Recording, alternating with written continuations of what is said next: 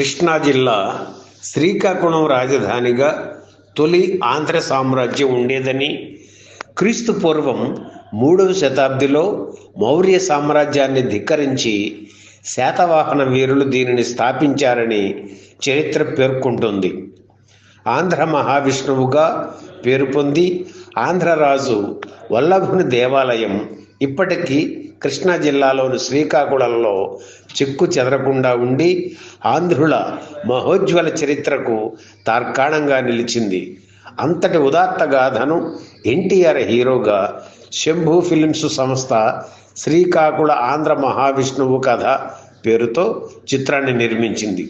ఇందులో జమున కథానాయిక, ఎస్వి రంగారావు, లింగమూర్తి, రేలంగి, గిరిజ, మిక్కిలినేని, ఛాయాదేవి, బాలయ్య తదితరులు ఇతర పాత్రలు పోషించారు. ఇందులో వరూధిని ప్రవరాఖ్యం నృత్య గీతంలో వరూధినిగా, ప్రవరాఖ్యునిగా ఎల్ విజయలక్ష్మి ద్విపాత్రాభినయం చేయడం విశేషం.